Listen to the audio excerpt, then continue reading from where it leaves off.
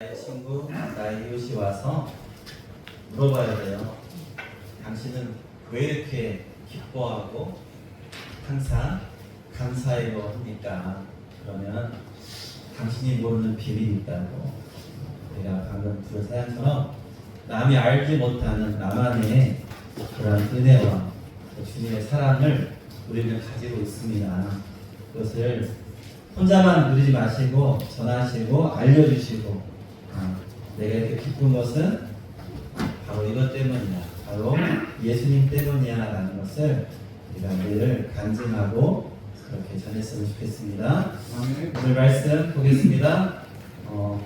사도행전 강의 17번째네요. 자, 8장, 사도행전 8장 26절에서 40절까지의 말씀입니다.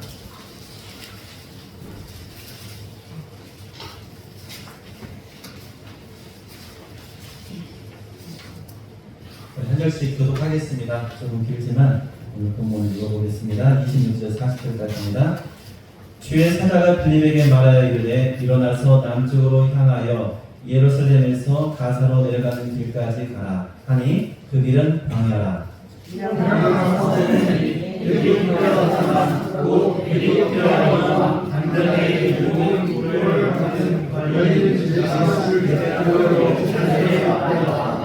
돌아가는데 수레를 타고 선지자 이사야의 글을 읽더라.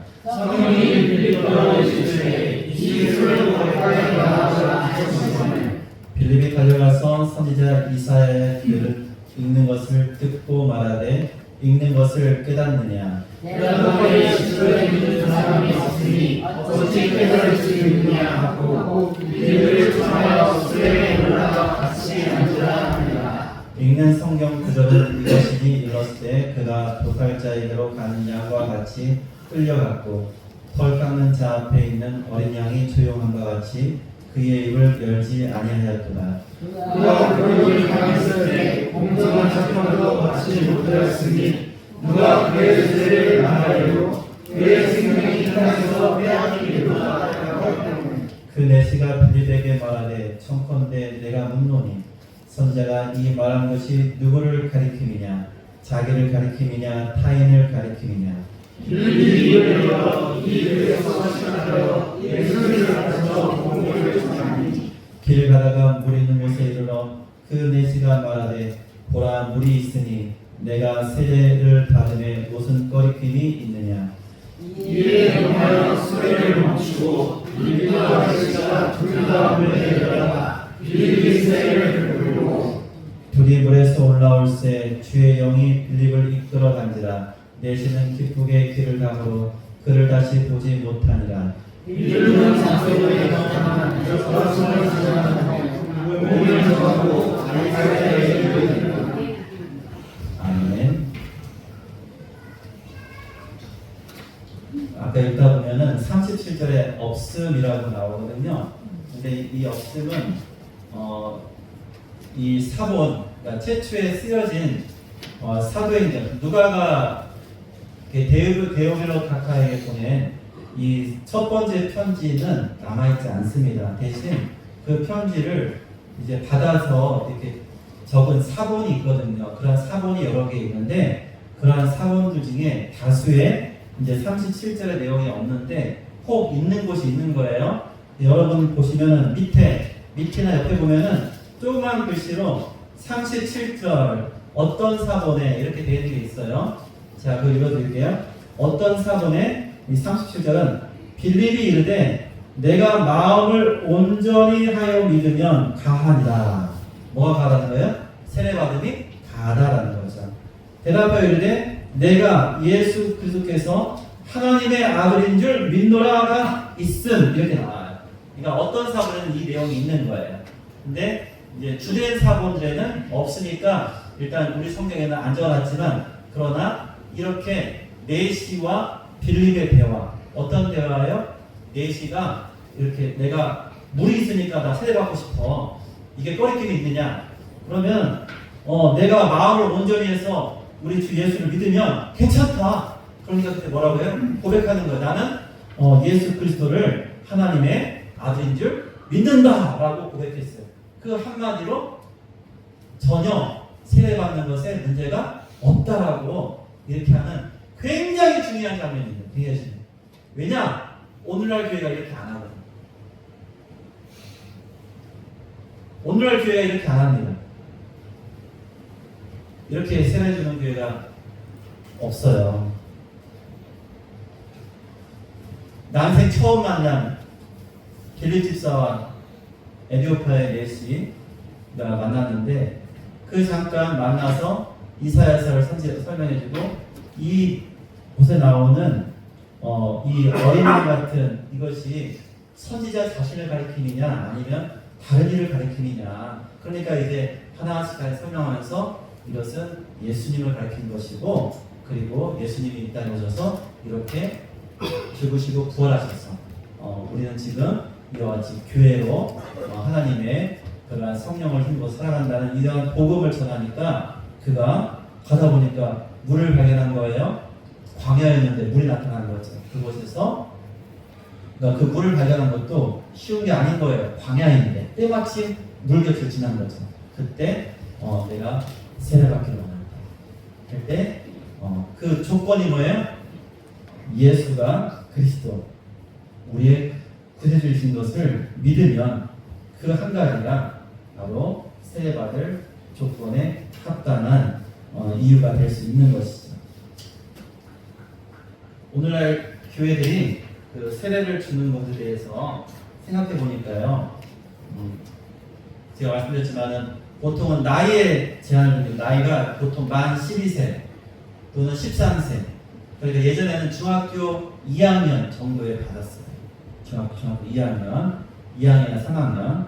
근데 요즘에는 이제 교파 교단에 따라서는 어린아이를 할지라도 믿음의 고백이 확실한 것을 확인하면은 세례를 줍니다. 그런 침례교가 그렇게 하는 것 같아요. 그렇게 하고 또 교회 와서 바로 세례를 주지도 않아요. 일정 기간 검증을 합니다. 일단은 뭘 검증하는? 교회를 잘 나오나를 검증해요. 믿음을 검증하는 게 아니고 뭘 검증해요? 우리 교회 잘 나오나를 검증해요. 지금 빌립 집사가 당신 예루살렘 교회 출석해야 돼요. 예루살렘 교회 출석 안 하니까 안 되겠어. 이런 말 없잖아요. 떠날 사람이지만 하나님의 자녀된 그런 예수님과 연합됨의 세례에 대해서 지금 다르게 우리가 볼 수 있어요. 다른 건 아닌, 그러니까 형식이 좀 다르죠. 많이 내용이 달라요. 자 보세요. 그리고 교육을 가르칩니다. 그래서 예수 그리스도가 주되심에 대한 고백 외에도 다른 걸 많은 걸 알아야 돼요. 그래야 세례를 주는 것이 오늘날의 모습입니다. 그런데 저는 가능하면은 이 장면처럼 또 이 앞선 예루살렘 교회 처음에 부흥하는 장면에서 이 세례받고 하나님께로 예수님께로 돌아온 자를 보면요, 그때도 세례를 주는데 그 다음도 마찬가지예요. 자기들이 외쳐서 또한 핍박하고 십자가에 못 박아 죽였던 그 예수께서 부활하시고 자신들에게 구주와 메시아이신 것을 믿고 회개하는 모든 자에게 세례를 베풀었습니다. 그러니까 우리가 세례 베푸는 것에 있어서 사람이 주가 되는 것이 아니라 하나님이 주가 되는 거예요. 하나님. 보세요. 그래서 자 개신교, 그냥 교회라는 곳에서 천주교. 자 사실 천주교를 교회는 그렇게 인정하고 싶지 않아요. 사실은 인정하고 싶지 않아요. 왜요? 거기서 나왔잖아요. 그리고 거기서는 잘못된 것을 하고 있는 것도 분명하잖아요. 그런데 그들이 온 것에 인정하고 받아주려고 하는 것에 가장 중요한 것은 그들이 세례를 받는 것. 이것은 인정하려고 해요. 왜요? 이것은 사람이 하는 것이 아니고 누가 하는 거예요? 하나님이 하는 거예요. 그들이 세례를 주고 뭘로 어떻게 줘요? 성부와 성자와 성령의 이름으로 세례를 준다. 예수님께서 분부한 그대로 행하면 그것은 뭐 하겠다는 거예요? 인정하겠다는 것. 이게 중요합니다. 그렇다면 세례를 받는 조건도 뭐가 돼야 돼요? 예수님께서 또한 초대 사도와 이 집사들이 행했던 초대교회에 행했던 세례 주고 받는 그 모습이 가장 원형이 돼야 되는데 이것을 세례를 여러 것에 조건을 달고 그 다음에 사람들이 판단하고 사람들을 물어볼 때 이 사람은 된다 안 된다 판단하는 것이 사실은 그것이 과연 옳을까라는 생각도 하게 됩니다. 물론 검증은 있어야 되죠. 오늘 빌립도 검증을 했어요. 뭘 검증해요? 신앙을 검증합니다. 예수를 믿는지를 검증합니다. 이건 빼먹으면 안 돼. 그런데요, 도리어 이 가장 중요한 것을 제대로 검증하지 않고 행하면 그것은 문제 있는 거예요. 아무리 오랜 시간 막 여러 과목을 해가지고 가르쳐요. 몇 주를 만나서 공부를 해요. 그래도 그 가운데서 뭘 듣지 않으면 진정으로 그 입술에서 내가 예수님을 주로 믿습니다 라는 그러한 고백이 없다면 여러분 세례 못 받는 거예요. 세례 주면 안 되는 거예요. 그런데 거꾸로 오늘날에는 많은 것을 하지만은 실제로는 그와 같은 믿음의 고백을 확실하게 그 입술로 진정으로 고백하는 것을 듣느냐라는 것이 오히려 질문이 되는 것입니다. 그래서 오늘 이 장면에서 우리는 이 세례라는 것이 우리 죄 고백의 그러한 회개와 그 다음에 예수님을 믿는 그러한 믿음이 결합되어서 온전히 예수 안에 우리가 하나 되어지는, 그래서 우리 주님께서 허락하시는 놀라운 은혜를 우리가 얻게 되는 것입니다. 사도행전 2장 38절에 베드로가 이렇게 말합니다. 회개하고 각각 예수 그리스도 이름으로 세례를 받으라 라고 그때 처음에 그렇게 15, 16개로 방언으로 방언하며 그들이 성령에 취하여서 그렇게 말씀을 전했을 때 수많은 사람들이 이 복음에 그들의 믿음을 고백하고 세례를 받게 되었어요. 그래서 우리가 다시 한번 우리 모두는 이제 여기 대부분 세례를 받으신 분들인데 내가 세례 받은 자로서 내가 지금 예수님과 함께 연합하여 살아가고 있는지를 다시 한번 생각해 보면 좋겠습니다. 그리고 나의 부족한 부분이 있었다 하더라도 우리 주님께서는 여전히 나를 사랑하시고 인도하시고 나를 붙들어 주시는 나의 주님이신 것을 우리가 믿고 나아가시기를 바랍니다. 자, 오늘 26절에 보니까 주의 사자가 빌립에게 말합니다. 자, 어디로 가라고요? 예루살렘에서 이제 가사로 내려가는 길로 가라고 해서 거기에서 한 사람을 만나게 해주세요. 그런데 여기서 일어나서 가라라고 하신 거예요. 일어나서 가라. 자, 26절에 일어나서 남쪽을 쪽에서 길까지 가라. 일어나서 가라. 자, 그 사이에 이제 지명이 나오지만 일어나서 가라라는 이 표현은 어떤 의미가 있냐면은 즉각적으로 행해라. 그리고 또한 빌립이 이 말씀에 즉각적으로 순종했다는 것을 나타냅니다. 여러분 머뭇거리지 않고 하나님께서 우리에게 분부하시는 것, 그것을 우리는 즉각적으로 순종할 수 있어야 됩니다. 자, 하나님의 명령을 따라서 즉각적으로 순종한 많은 사람들을 압니다. 자, 아브라함이 그러한 순종의 대명사예요. 자, 너의 친척 본토 아비집을 떠나라 할 때 떠났어요. 그렇죠? 그리고 처음에는 아버지 데라와 함께 갈대아로 해서 떠났어요. 근데 하란에 머뭅니다. 하란에 일단 머물게 돼요. 그리고 그 하란에서 아버지 데라는 두고 다시 가나안 땅으로 떠나게 돼요. 무엇을 위해서요? 하나님이 명하신 것을 위해서 그는 하나님의 명령을 따라서 순종하는 자였어요. 또한 그가 자기 100세에 낳은 아들, 자 이제 그러니까 이 아들이 어느 정도 성장했으니까 적어도 그의 나이 115에서 120세 정도 되었을 쯤이에요. 그때 이삭을 어떻게 하라고 했어요? 모리아산에 가서 바치라고 했을 때 여러분 그때 창세기는 뭐라고 해요? 아브라함이 그 이튿날 즉시 일어났어. 즉시 일어나 떠났어. 그리고 마지막에는 사람들은 냅두고 기다리라고 하고 이삭만 데리고 올라가는 그러한 장면. 여러분 즉시 순종할 때 여러분 그때 하나님의 은혜 안에 우리가 행할 수 있는 거예요. 여러분 빌립이 사실 얼마나 피곤하겠어요. 교회에 박해가 있었어요. 그래서 이 앞에 보니까 사마리아 성에 가서 그가 복음을 전하고 성령의 역사를 보고 또한 베드로와 요한이 동참해서 함께 열심히 사역하고 말씀을 가르쳤으면 한 템포 쉬어야죠. 근데 우리 하나님께서 그렇게 내리듯이 않으셨어요.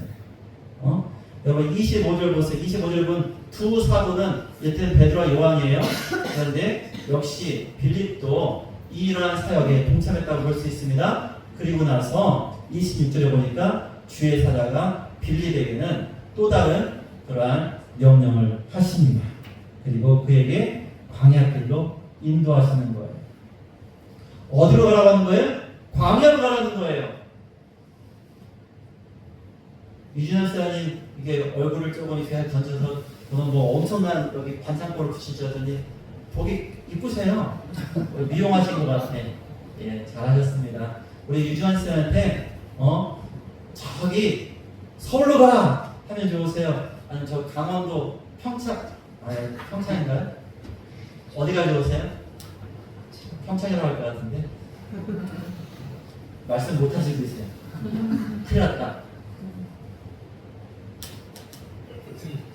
평창이 좋아요? 네. 가정의 평화를 이뤘습니다. 자, 사람들은요 그런 게 있지 않습니까? 성사들도 우리가 김현재 성사님이 말씀하실 때 오해를 많이 받았대요. 왜냐하면 본인이 어디서 사역해요? 일본, 동경, 그것도 동경에서 가장 중심부 시부야. 여러분 일본 하면서 도쿄 특파원 나오면은 항상 뒤에 배경이 있는 데가 그 동네예요. 막 엄청나게 화려한 네온사인과 사람들이 사거리에서 막 수백 명이 막 교체하는 그러한 곳에서 사역을 하셨는데, 그러니까 아니 무슨 일본에서 그 선진국에서 무슨 선교를 해, 이러한 오해도 많이 받으셨다고 해요. 그리고 에이 좋은 나라에 있구만. 정말 힘든 곳이에요. 일본은요 어떤 나라냐면은 많은 선교사들이 20년, 30년을 전했는데 진정한 크리스찬을 한 명 얻을까 말까 한 것이 일본이에요. 그럼 이것이 어떤 곳이냐? 완전 그 이슬람이 장악하고 있는 그러한 이슬람 나라 있죠? 거기에서 사역하는 거하고 거의 똑같이 어려운 나라가 일본이에요. 정말로 힘든 곳입니다. 그러니까 우리가 생각하는 그러한 복음 전하고 교회 세워지고 하는 것과는 너무나도 다른 그러한 곳이 일본이라고 해요. 그래서 어떤 성사들은요 그런 적도 있어요. 너무나 가면은 선교하기 좋고 사람 많이 모이는 곳이 있어요. 어느 나라인지 아세요? 성사님 평화라고는 아니에요. 어느 나라가 그럴까요? 혹시 아세요? 옛날에 중국이 그랬어요. 중국. 그 다음에 태국. 그 다음에 이쪽 동남아 계통, 베트남 이런 쪽은요 선교를 하면요 많이 잘 모여요. 그런 곳이 있어요. 그런데 아무리 뭐해도 모이지 않는 그러한 척박한 땅들도 있습니다.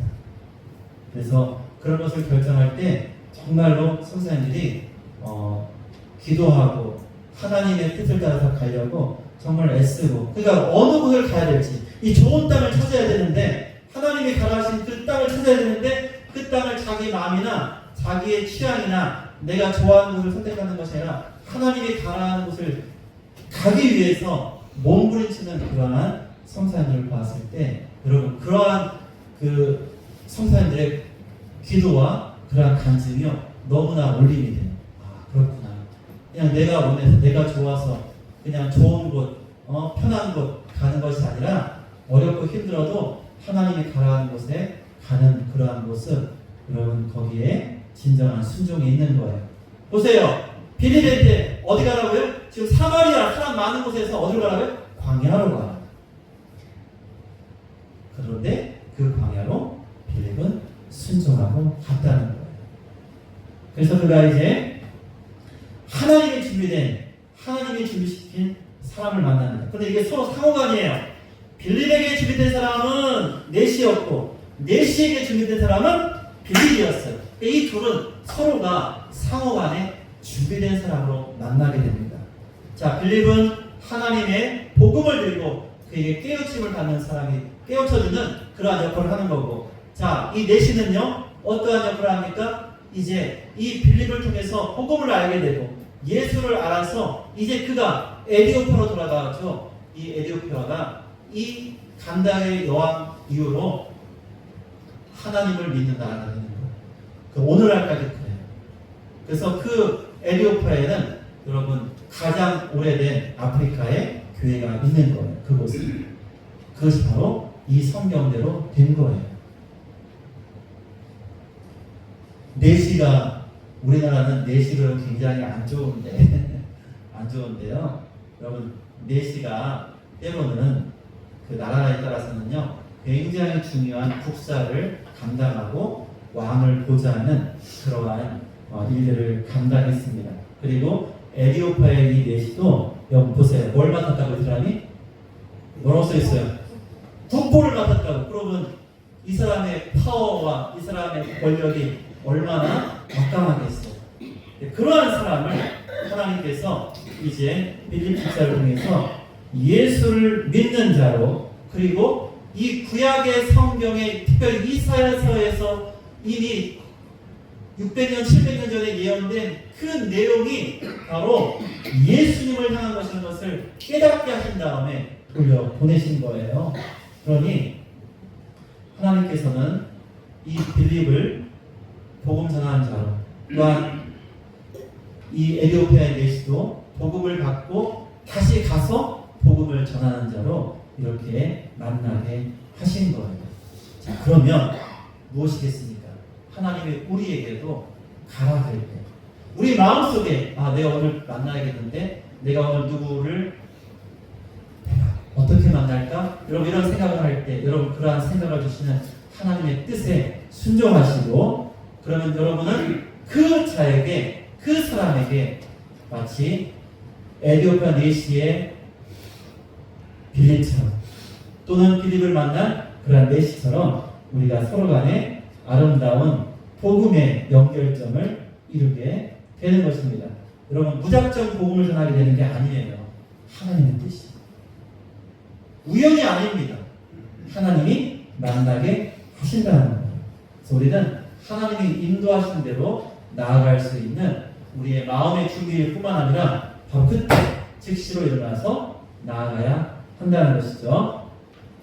자, 오늘 본문에 보니까 아까도 설명드렸지만, 자, 나는 지금 물이 있는 걸 봤으니까 내가 새를 받을 수 있지 않을까요?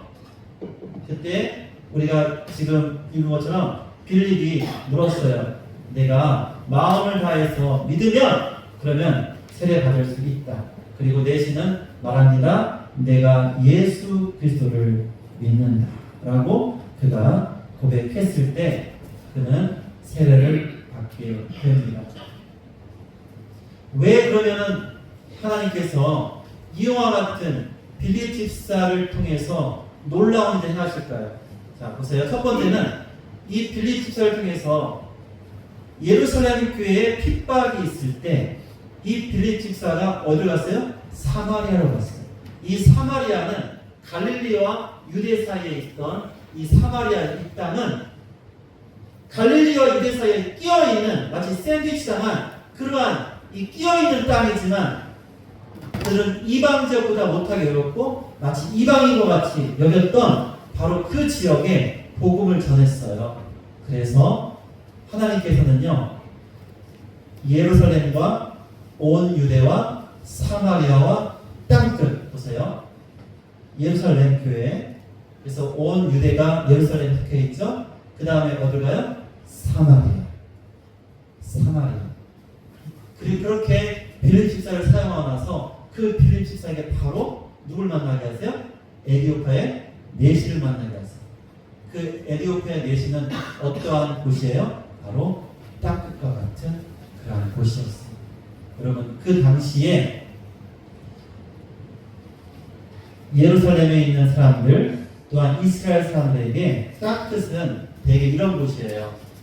우리가 생각하는 지금의 스페인, 거기가 땅끝이라고 생각했습니다. 자, 스페인 이 지역이 땅끝, 왜? 지중해 끝에 있잖아요. 그래서 요나가 땅끝으로 도망가는 거예요. 니느웨로 가라고 했는데 어디로 갔어요? 다시스로 갔어요. 그게 바로 스페인에 있는 이베리아 반도에 있는 곳이 바로 다시스예요. 그러니까 또 여러분, 이스라엘 사람들은 다 알아요. 어디를 알아요? 이집트, 애굽을 알죠? 자, 에디오피아는 애굽보다 어디예요? 더 밑에 있죠. 멀리 있죠. 그러니까 이 에디오피아가 그들에게 뭐와 같아요? 땅끝과 같은 것. 그렇게 하나님께서는요, 이 한 사람 빌립 집사를 통해서 자, 예루살렘 교회 온 유대 사마리아 땅끝에 이르기까지 복음이 전해지는 바로 그 하나님의 말씀대로 이루어지는 예수님이 지상명령으로 사도행전 1장 8절에 주셨던 그 말씀을 이루는 확실한 증거를 이 사건을 통해서 우리에게 보여주십니다. 여러분, 그런데 오늘날 우리는 정말로 놀라운 세상에 살고 있어요. 여러분, 굳이 여러분 태국 선교사 되고 싶죠? 아까 태국 얘기했지만 중국 선교사 하고 싶으시죠? 싫으세요? 그런데요, 안 가셔도 돼. 다 여기 와 있어. 안 가도 된다니까요? 여기 다 와 있어요. 중요한 게 있어요. 보세요. 거기 가서 그 대학 곁에 그 다른 환경에 다른 문화에 어려움을 겪고 그렇게 가서 뭐 퍼주고 막 해서 전도하는 것에 열매가 있겠죠? 없지 않아. 있어요. 있는데 여러분, 그거보다 더 쉬운 게 있어요. 뭐가 더 쉬운지 아세요? 이곳에 온 그 사람한테 조금만 잘해줘보세요. 아마 우리 형제들한테 형님 주셔야 거예요. 왜 일요일에는 교회는 왜 가? 교회가 뭐 하는 곳이야? 나도 데려가줘. 그러지 않을까요? 물론 그런데 옷이 이게 넘어온 사람들이 많은 지역에서는 이 이슬람이 강하다고 해요. 이게 큰 문제. 뭐가 문제냐? 이 땅에 있는 교회들이 이곳에 온 이주 노동자라고 하죠? 그들에게 복음을 전하는 그러한 노력을 하기 전에 그 이슬람들이 그 사람들을 낚아채고 있어요. 여러분, 이게 현실입니다. 이게 현실이에요. 저희 둘째 정명이가 지금 조항 신흥교회에 미랄 아동센터가 있어요. 미랄 아동센터가 있는데 원래 아동센터가 뭐 하는 거냐면 이제 부모들이 맞벌이 하니까 맞벌이 하면은 아이들 낮에 못 보잖아요. 그러니까 보통 부모님들이 뭐예요? 학원으로 돌리잖아요. 잘 사는 도시에는 그렇잖아요. 학원을 뺑뺑 돌려가지고 그러면은 저녁에 아이 학원 타고 집에 온단 말이에요. 그렇게 관리를 하는 거예요, 요즘에. 학원도 그냥 보내는 게 아니에요. 관리 차원에서 하는 분들도 있어요. 그런데 이 인근 지역에 제가 정확히 숫자는 모르지만 이 조항 신흥교회에 이 미랄 아동센터에 45명이에요, 아이들. 놀랐죠? 이 조항이 하나밖에 없대요. 독점하는 거예요. 대기자가 15명 정도 된대요. 그런데요, 그 아이들 대부분이 이주 노동자 다문화 가정 아이.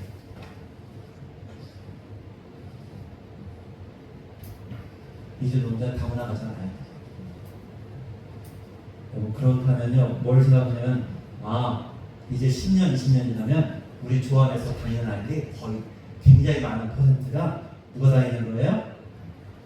예, 우리는 이거를 곧 이미 닥치고 있는 거고, 여기 이미 벌써 그 5일 장쓸 때 보세요. 가보면 그 쉬는 날 보세요. 쉬는 날 여기 시장에 누가 있어요? 다 한국 사람 보기 힘들어요.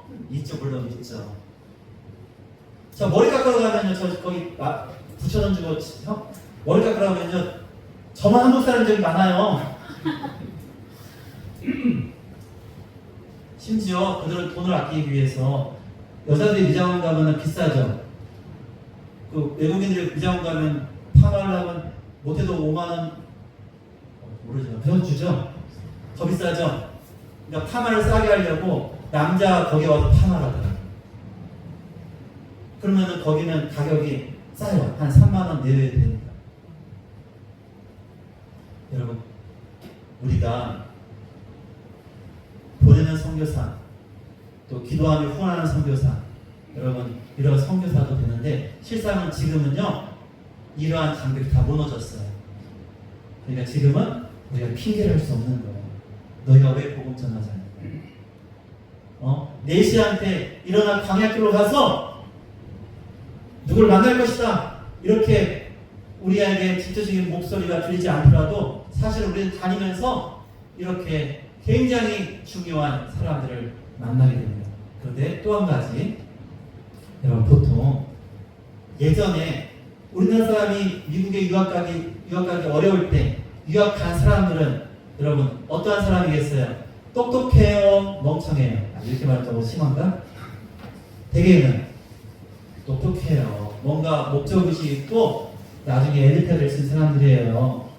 그런데 우리가 잘 보세요. 여기에 온 사람들 피부색이라고 그러니까 우리나라 사람들은 굉장히 미국 사람 아니면 백인 아니면 좀 뭐하는 사람 경향이 있어요. 싫어하는 경향이 있죠. 그런데요, 그 사람들이요, 되게 우리나라 온 사람들은 다 어떤 사람들이에요?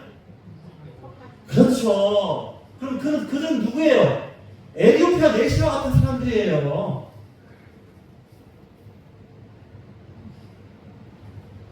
여러분, 우리 주변에 만나는 그 사람들은요, 그러니까 비율로 따지면요, 한국 사람들이 초기에 그렇게 해서 간 그러한 사람들 못지않게 이 오는 사람들은요, 굉장히 자기의 인생에 목표가 있고 똑똑하고 그러한 사람들이 많습니다.